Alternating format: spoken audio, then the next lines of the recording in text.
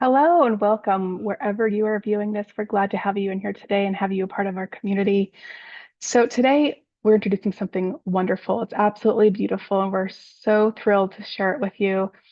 We're just titling it Positive Change for the moment because this is a new program that we are thrilled to provide to the world to promote peace and prosperity and healing around the world. So we're super excited to present this to you, to bring it to you, to have you here with us and have you be a part of our community and this whole healing process for the world. So let's jump right in. First of all, I'm Heather Kirkpatrick. I am founder of Reflecting Inward Life Coaching. You can call me Heather. You can call me Miss Heather.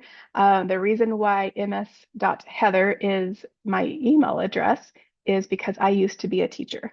And the foundation of this organization, which is a nonprofit organization, really has its roots in the fact that I used to be a teacher, a middle school teacher. And I learned that by the seventh grade, many of the high risk students that I taught had learned from their experience and their perception of the world that there's no point in trying.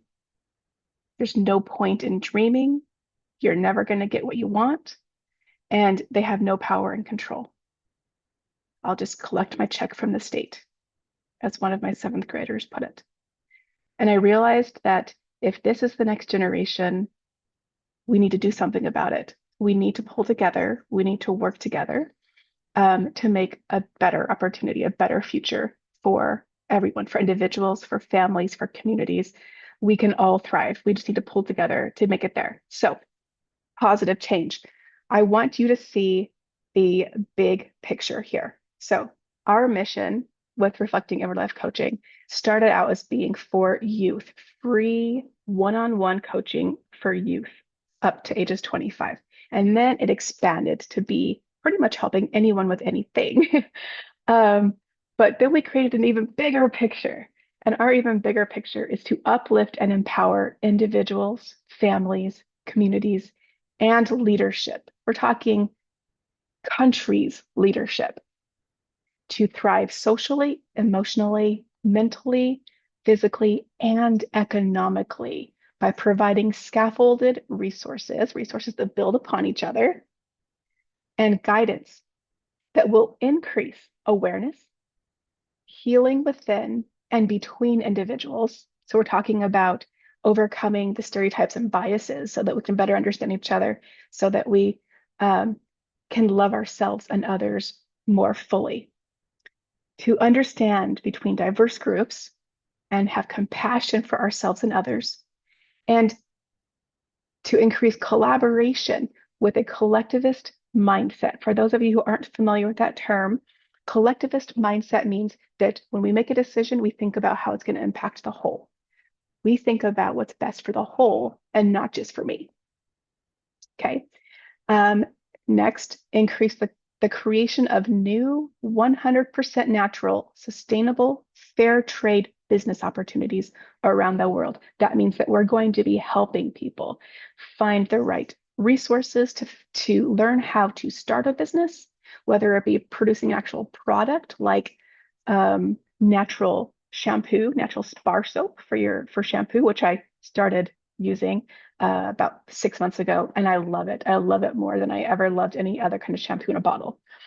Um, and or if you want to be a business owner that runs the co-op that sells all of these natural products, and to increase accessibility and affordability of sustainable natural products so that individuals have a choice to go out and buy something that's good and healthy for them and for the environment instead of just going out and buying what they've always bought because it's the cheapest thing possible.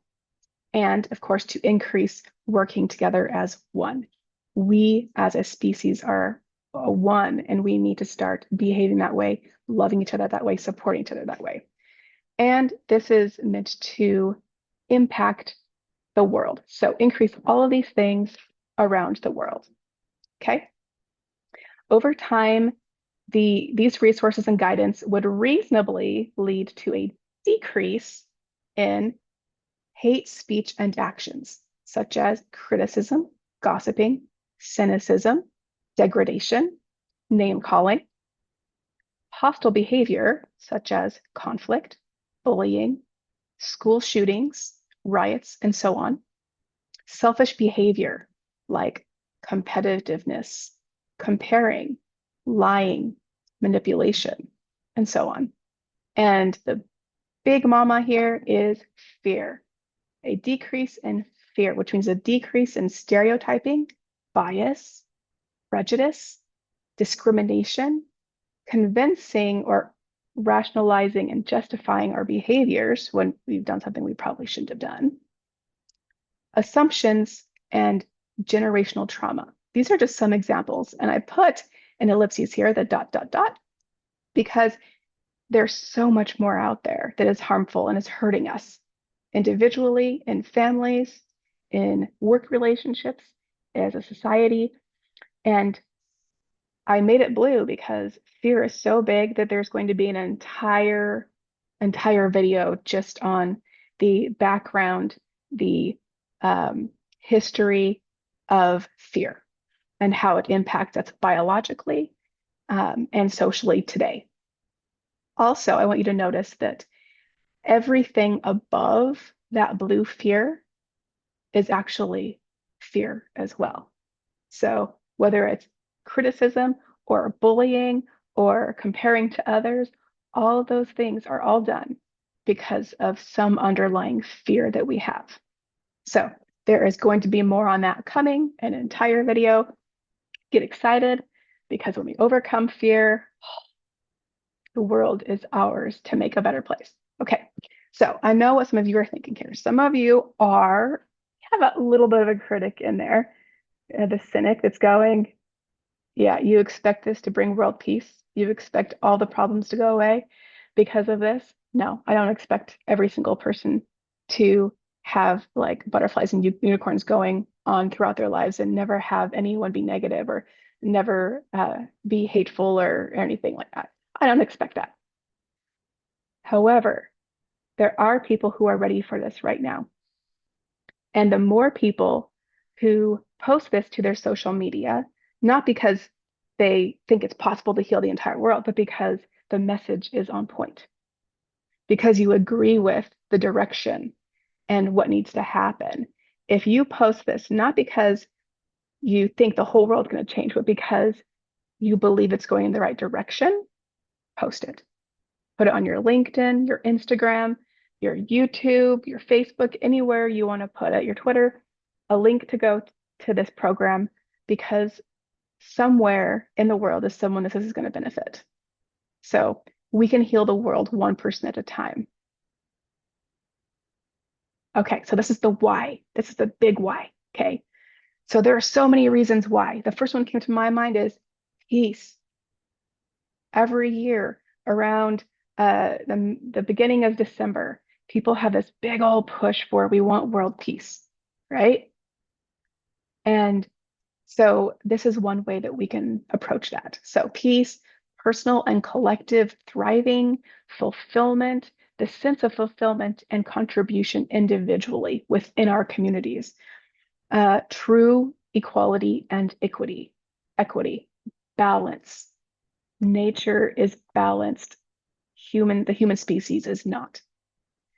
And so when we find this healing and empowerment, we have the potential to work together and see each other as equals, to have a situation of equity and balance in the world for humanity's sake, for thoughtful, positive progress with the impact on the whole world in mind. So in particular, I'm thinking about technology and how so much technology is made with the perspective of money. And there's a lot of things that we have that are everyday household appliances are used that are actually causing a lot of damage to our bodies, our minds. They're not creating the best environment for us, but they're everyday things, so they're habitual.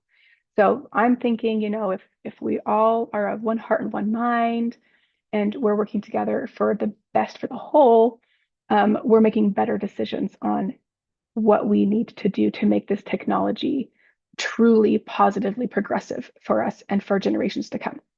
And then, of course, there are going to be many, many other reasons why. And I want you to think about your why. Why is the message of healing, of overcoming um, the challenges that you're facing, whatever you're coming into this program for? It's all about positive change. It could be social, it could be emotional, it could be about your relationship with your family, with a romantic relationship. It could be about wanting a different career and wanting to go a different direction. You're not sure what to do. It could be any potential reason. We're just talking about general positive change. If you're looking for positive change in your life, why?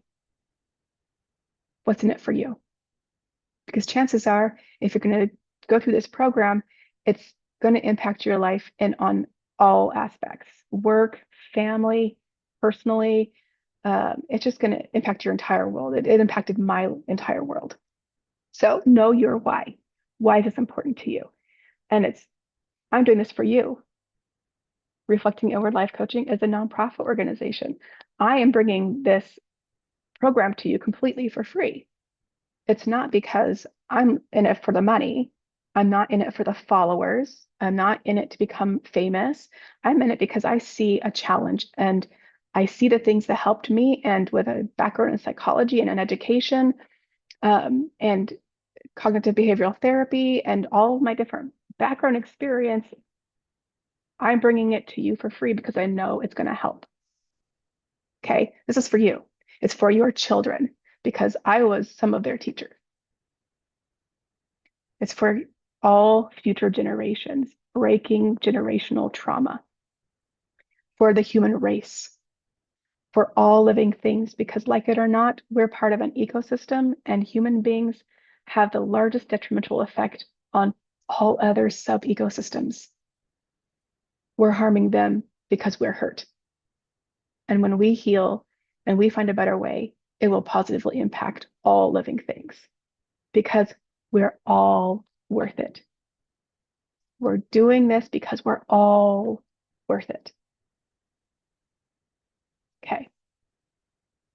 This is the motto that my fourth graders, when I was teaching fourth grade, they would repeat this every morning: searching outward, reflecting inward, lifting upward, reaching higher. And then they would all yell, "For the world we're gonna make."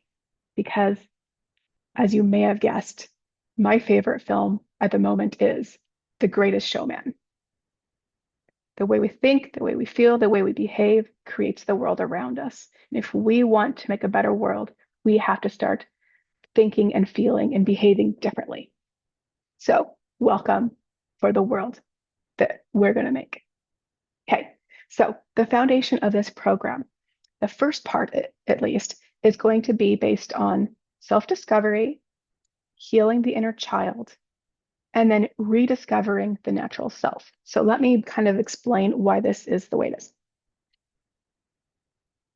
Pardon me. Okay, so self-discovery.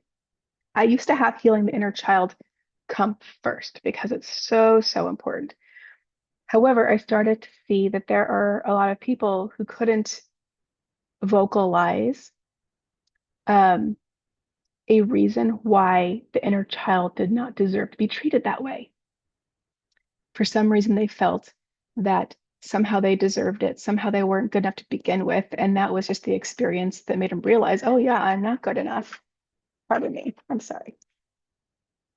And so I realized that I needed to go back and I needed to help people to see themselves objectively, see themselves from a different point of view instead of from the voice in their head saying, you're not good enough, you're not good enough, you're not good enough, you're not good enough. Because sometimes for some of them, it's so loud that there was just no point in trying to convince them that through the process of healing the inner child, they were worth it. So we're going to do self-discovery first, and then we're going to go through the process for healing the inner child in the next video. And then we're going to get back to rediscovering the natural self, which is going to be the process for how to challenge the fears and irrational beliefs that our inner child has been feeding us since that very first traumatic experience. when we were a child. Okay, so first things first, let's not get ahead of ourselves. I know we're all excited, but let's do this self-discovery process. This is huge, really. This discovery process is going to help you in many different aspects. Our objective today, and then hopefully this is everyone's objective in general, it's a very general objective, is to overcome the obstacles that keep us from reaching our full potential, right? Told you it was for anybody. Okay, the key concepts to consider as we're going into this information today, some of the core root information that I had instilled in myself at this point in my progression that helped me a lot as well, is the truth versus the comfort zone. How important is the truth to you? Do you like it that politicians or bosses or friends, family, lovers, do you like it when they lie? Doesn't feel good, does it? So there's an innate part of us that knows that truth is valuable. And yet there are many of us who prefer to stay in our comfort zone, our personal experience that's built this world understanding. This is the way the world works. And that's my comfort zone. As long as things go okay, I'm in my comfort zone, then the world's okay. But anyone who disagrees, anyone who tries to pull me out of that comfort zone, no, no, no. Our opportunity for growth, for progress, for actual change in our lives, to hopefully make things better. That's why we're here together, is going to be easier if we're willing to be flexible with that comfort zone and we're willing to take a chance to step outside and see what happens. Okay, so if you can look deep inside of yourself and say, the truth is more important to me, living according to truth, and making decisions according to truth, and trust between individuals because there is truth, that's more important to me than my comfort zone. So I'm willing to challenge that comfort zone a little bit to find and to live according to truth. Okay, next thing is the impact of our environment, not nature necessarily, but the environment that we were raised in, the environment that has created our comfort zone. So we need to be aware of the fact that our environment has impacted us. It has literally created the way that we think, the way that we feel, and thus the way we behave. Now, because of that, everyone has grown up in different environments. I am one of 9 children. I grew up in the same household with 7 of those. So our core original family had 8 children in it. And I can tell you that even though I grew up in the same household, it was the same technically environment, each of us still interpreted that environment differently. And so we can have different stories and impacts of the same and the same. We could have one story of an event and yet have a different perspective, and it could impact our lives differently because we're different individuals. Now, if that's true of everyone growing up in the same household, what could be possibly true if we run into someone and have a negative interaction with them and they grew up in a completely different environment? Maybe a different culture, a different state, different religious background, whatever it might be. Bringing our assumptions about the world, because our assumptions are based upon the things that have happened to us in our experience and what we expect to happen because in our experience this has happened. Bringing our assumption expectations into an interaction with someone that grew up in a completely different environment can be hairy unless we go into it with an open mind of, I wonder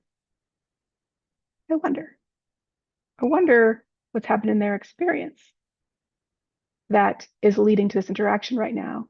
And maybe that can bring us a little bit of compassion, a little bit of calm to say, tell me more. Tell me more about where it's coming from so I can better understand, but also so that I can stay calm and process things and we can have a better interaction. Okay. All right. The next thing is, pardon me. It's so important to remember to be true to yourself. Okay. So, despite what your environment tells you is acceptable or right or wrong, whatever it expects of you or accepts or does not accept of you, despite all of those things, I want you to pause and to consider whether or not you're being true to yourself in the way that you think about the things that are coming. So, as you receive new information that's coming up, I want you to um, check the way you're thinking, the way you're feeling, and say, is this belief being true to myself, or is it an expectation based upon my environment, a training according to my environment? The next thing is that every person is valuable. Every person has value. I went to an art museum in Sydney. Nope, it was Melbourne. It was Melbourne, Australia. There was a piece of art on the wall. It looked like it was a miniature chalkboard with different calculations and chalk on it. And the bottom, it said, um, it said, creativity equals capital. And I thought about that, and I thought about how my perception of creativity has changed. I used to believe that creativity was like literally paintings or drawings, sculptures, an artist being an artist. And then I realized that being an artist is so much more than the standard arts, painting and drawing and such. I didn't realize. I always say I'm not an artist, like I'm bad at art, until I wrote my first screenplay. And I was never expecting to write a screenplay. They said, you need to write a screenplay. And I was like, I'm not a screenwriter. I don't write screenplays. 4 days later, I wrote a screenplay. And I realized after the fact that that is art, that is creativity. And I realized that all came from just having an experience, a life experience. Our thoughts, every thought is creativity, which is capital, which is what we would say in our world, money, money, money, right? Thoughts are money put to work. So everybody has a perspective. Everyone can bring something to the table based upon their experience.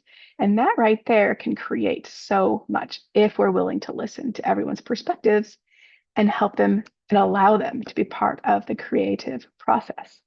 Okay, so knowing that everyone comes from different situations and that those situations have molded them into this comfy little comfort zone, and how when they step outside of that comfort zone, it creates a fight or flight situation where I'm outside my comfort zone. I gotta change this. You gotta change your mind.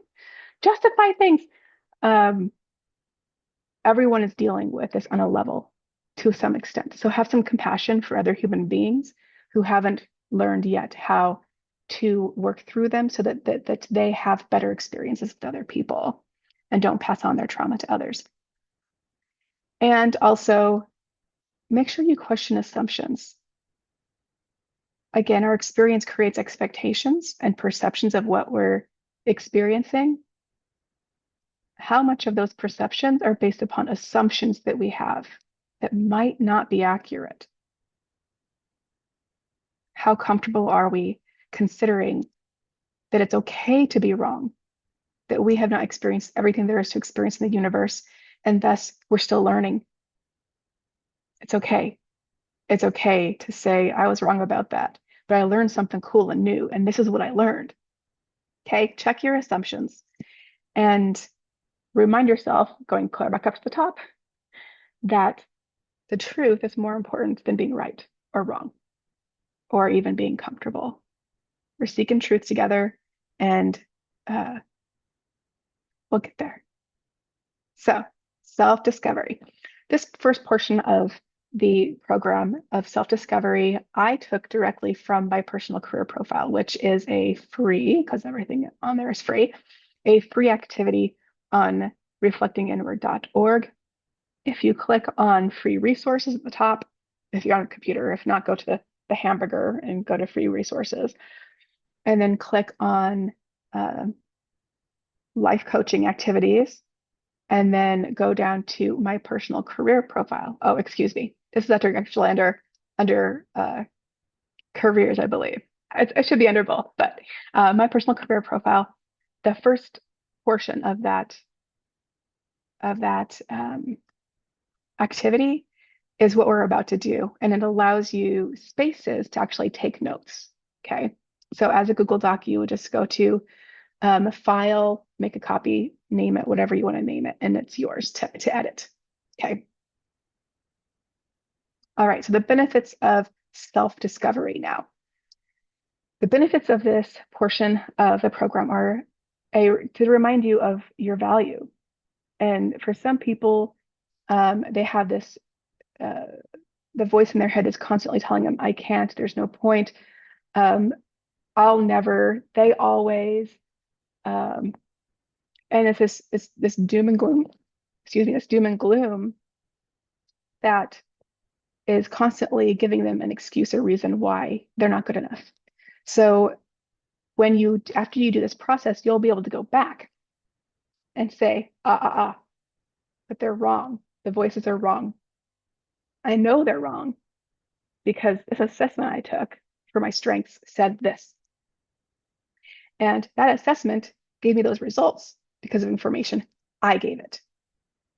So I know the voice is wrong because I know this about myself.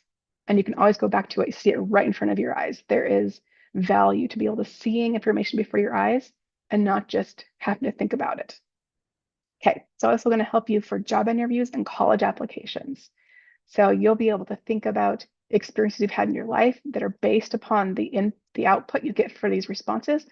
And when you go into a job interview and they ask you, tell me about a time when, and you'll be able to go, boom, one time. And then you give it your short story, you tell them how it turned out. And it's all based upon some strength that you have or something that you learned that created a strength. And that's what they want to hear. Okay, college apps. They all want to know your personal story, your personal background, and perhaps even your growth. They want to hear about how you've grown, how you've changed and progressed, and how you plan to use that in the future. It's also used, self-discovery, this whole process is used to challenge your fears and false beliefs. So next time you say, I can't, I don't write screenplays. Huh, well, why not? Huh, let's think about the belief behind that. Let's think about the emotion behind that. Let's think about the truth behind that. And these assessments are going to help you, remind you of that. To help you set goals, whether it's you're not sure what your goal is coming into this program, whether it is you have a goal, but after doing the assessments, you're going to rethink that goal and go, ooh, I can really reshape this to be something very specific now. And lastly, to track your progress, because in a year or 2 years, you can go back and do all of these assessments again, and you'll see how hopefully they've changed, because every experience and opportunity that we take creates new opportunity for growth. And when we're taking on new opportunities and new learning experiences, we can expect that our strengths will shift. Okay. And so that's a good thing. This is something that I hope everyone's excited about, because we tend to label change as being something to be nervous about or to fear. Change has potential for great good if we focus on positive change. Okay. What positive thing can I get out of this terrible experience? What have I learned? Because even if it's a terrible experience, you can take something you learned out of it and magically become something positive, because it's something you're taking into your future to help you progress. Okay. So the VIA character strengths. The VIA character strengths are one of my most favorite, terrible grammar, but my most favorite strengths assessments out there. You do need an email address. It's a free report that is sent to you via email.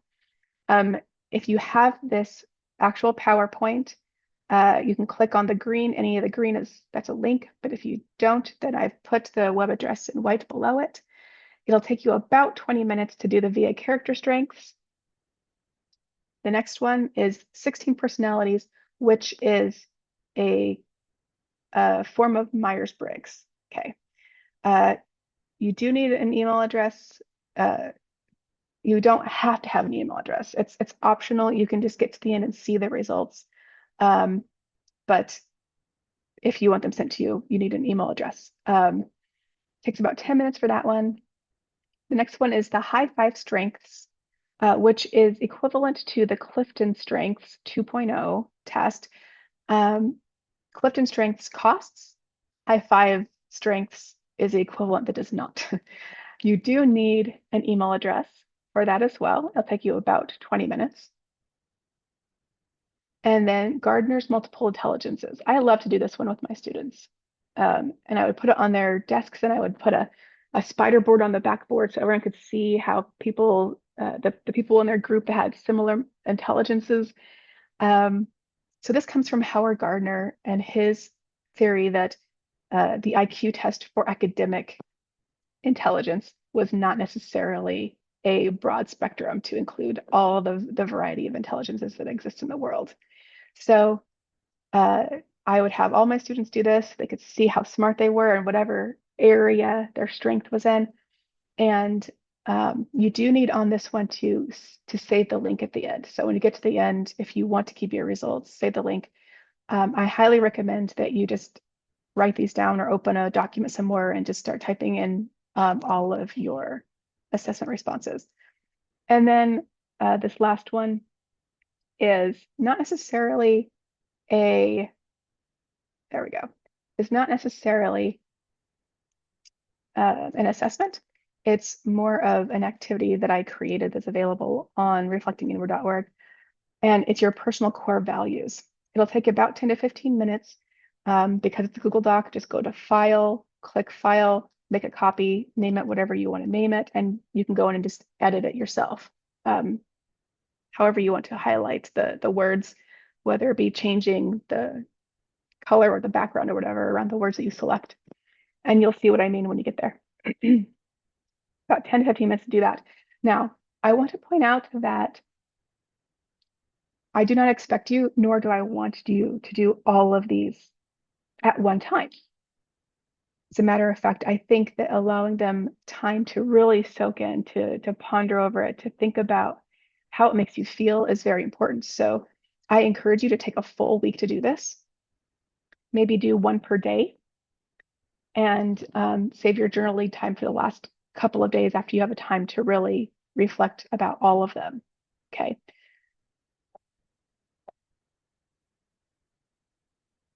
Okay, so let me briefly go through these because my family loves to do these kinds of assessments. They're like, oh, hey guys, I found a new one. Try this one. And everyone gets a link and everyone goes, oh, this is what I turned out. And oh, that's cool. I can see that. And no, that's not everyone's jam. Some people just hate these kinds of things. And so I want to give you a heads up for what to kind of expect, and hopefully you see how they can be valuable. Okay, so the VIA character strengths, that stands for values in action.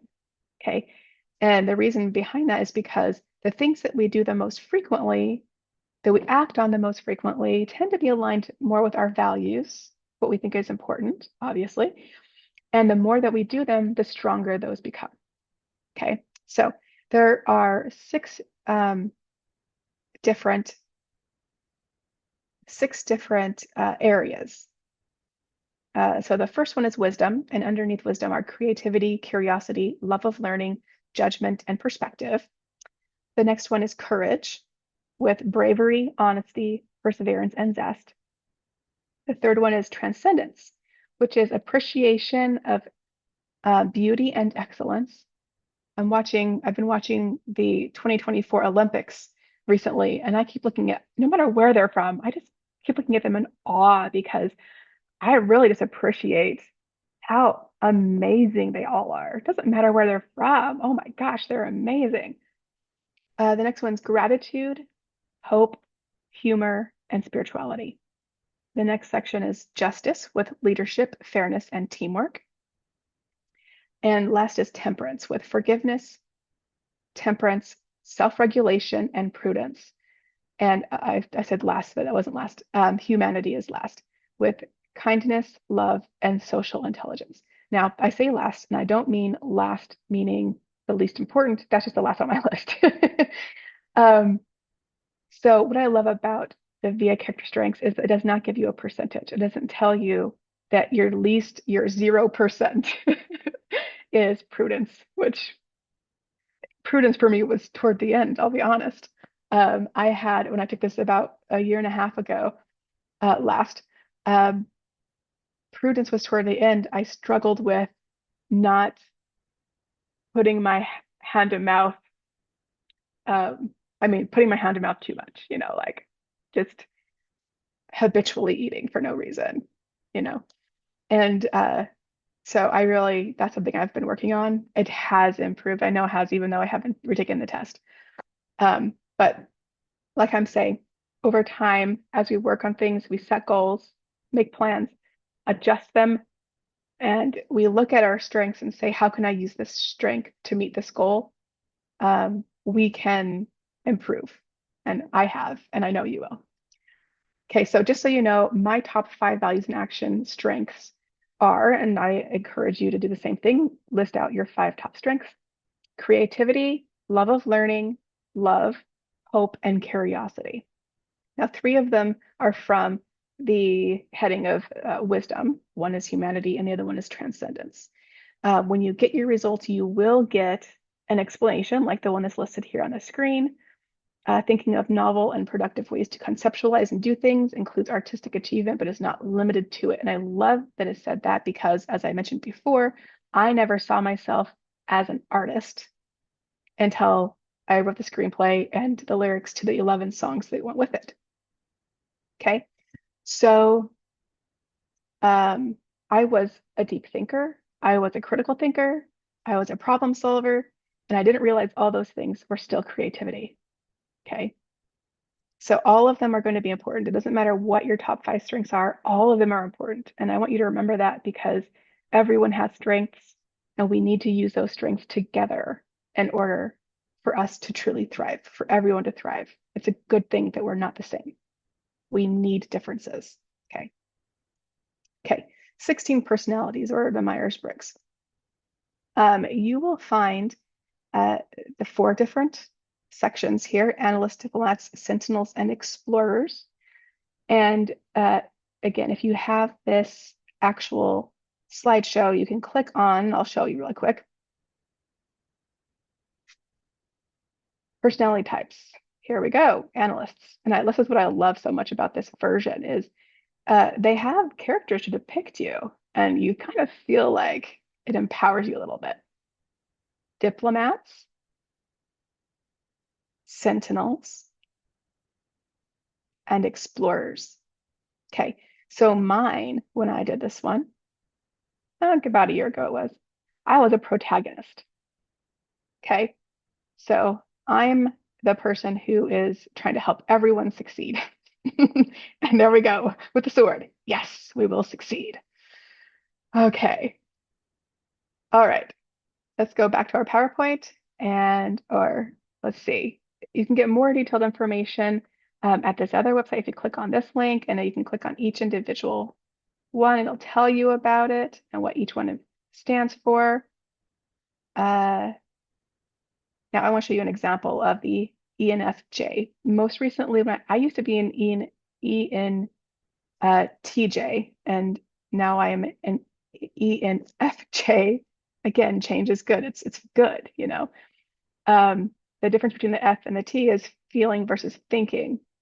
And I've been doing a lot of meditation, a lot of self-work the last few years. So my feeling has bumped up to take over just a little bit. I'm actually an ENTFJ. But my feeling has kind of surpassed a little bit of this thinking because I've allowed it to myself to feel what truth is instead of constantly thinking. But anyway, this is what a page of your results is going to look like when you're at the end of the 16 personalities. Okay, so it's going to talk to you with an introduction about, for me, it's speaking up for what's right. I have quit jobs because I did not feel what they were doing was right, but I did not feel it was ethical. Getting involved. Look at me, I'm getting involved right now. Leading the way, I'm doing my best. And this is just the introduction. So take a look. There are strengths and weaknesses, romantic relationships, friendships, parenthood. You ever kind of wondered, like, if you took a step back and say, I know how I'm parenting in the moment, but I want to see it on paper. If I were reading about my parenting style or such on paper, what it would it look like? It's a good way to like take a step back and see a different perspective and look at how things are going and see if you want to make any goals. Career path, work habits, and conclusion. And something else I love about this particular test of 16 personalities is that it actually gives you a list of potential careers that would be a good fit for someone that has your Myers-Briggs personality. So, oh, I'm in the wrong one. Introduction. For example, there's a whole other page on this, but I know at the very bottom here. Oh, I'm not finding it at the moment, unfortunately, but it talks about how those that are protagonists tend up to end up being things like teachers, religious teachers of some sort as well, and creators like artists. And I was like, that's really interesting. Not really because I knew it. I mean, I told them about it, but I thought it was amazing. Gives me great new perspective and insight on me.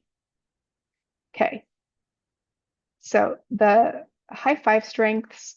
Um, I'm just going to click on this really quick so you know it's clickable. It's a document courtesy of their websites, High Five Test website, and it tells you about each of the different strengths and what they mean.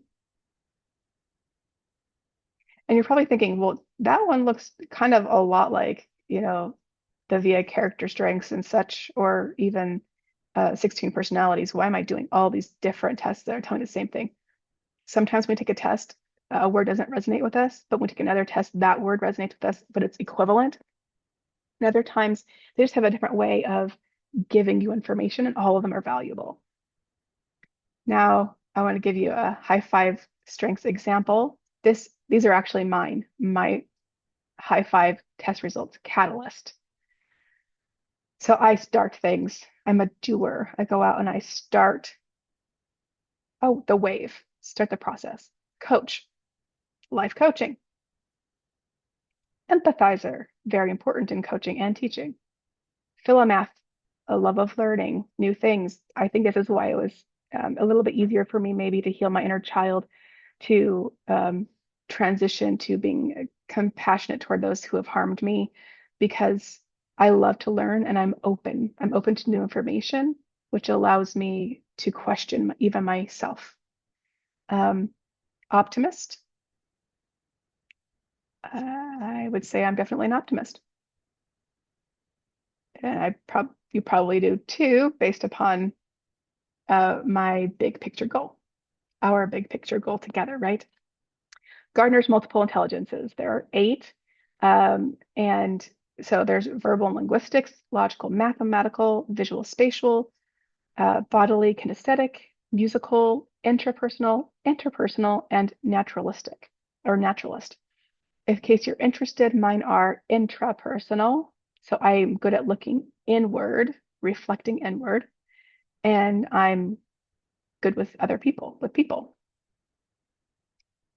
Okay, big 5. This is not on the list, your progressive list I want you to do this week, but if you're interested, many people have heard of this as being ocean. Okay, it's listed as big 5. Let's try to move this out of the way so you can see it better. Okay, big 5 or ocean. Okay, it's called ocean because O is openness to experience, C, conscientiousness, extroversion, agreeableness, and whoop, neuroticism. Okay, so the reason why I wanted to add this one, even though it's not on your list of you really need to do this, is this middle one. openness to experience. Because as I mentioned before, the progress that you see in your life, the change, the amount of change you're going to be able to see is going to be determined by the changes that you make in your life. You know, insanity is doing the same thing over and over and expecting a different result. Well, if you want a big change, there are going to be big changes that you're making. And the more open you are to new experiences, to be able to be more flexible with that comfort zone and open it up a little bit and do something you maybe aren't as comfortable with, to show your fear, hey, this wasn't so bad. I don't have to be afraid of this. Let's take another step. Let's take another step.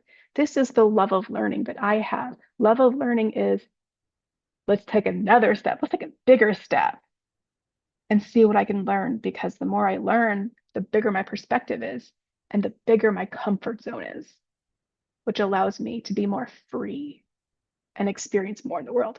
So I want to show you just an example here. These were my results. The big five, the five areas there, neuroticism is the lowest. And then all these other ones are generally higher. So if you decide to take this test, just take a look at it. You can break it down by, for example, neuroticism is broken down first. There are different subcategories: anxiety, anger, depression, self-consciousness, immoderation, and vulnerability.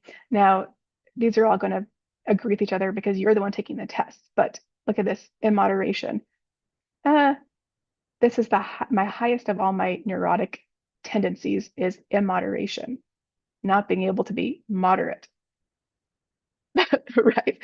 And again, I took this about a year ago. So things have changed. I've gotten better. Change is possible and change is great. Okay. So after you're done, when you've taken all the assessments throughout the week and you've reflected on each one and taken notes of your top 5, I want you to pull out something you're going to be journaling with, because it's really important for you later on to be able to look back and say, I know I've come very far, but I want to look back and say, wow, these were my deepest thoughts and beliefs a year ago. And yes, I can see and I can feel the change and the benefit in all parts of my life, but I just can't believe that I was thinking that those beliefs were hurting me so badly, and how far I've come since then. Okay, so read this over again. Goodness. Okay. What did you learn about yourself is the first question I want you to answer. And then, what surprised you? How do you feel about your results?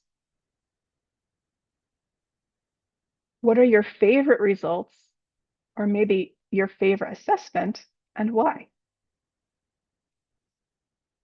What are some examples of how these results are reflected in your daily life? Now, this is important because, again, when you go in for that job interview, when they say, tell me about a time when, you can immediately go, oh, I thought about all these examples of how my strengths are used in my life. Let me tell you about them, pretty much. Okay. Also, these examples are very important because obviously your answers were represented. Your very first answer when you look through the options and you just click it because you instinctively know, yeah, that's me. You know it's you for a reason. These stories are back there. You know about yourself, but sometimes when you put them to words, when you bring them back to life, you go, you know, I'm not so bad. I do have these wonderful things that are going on for me. I'm a good person. I'm wonderful. And you don't have to feel the shame that the world says that you don't go around saying you're wonderful. There is a healthy amount of wonderfulness you can feel about yourself. Okay. How will these results help you as you pursue your goals and overcome challenges that arise along the way? What questions do you have for yourself?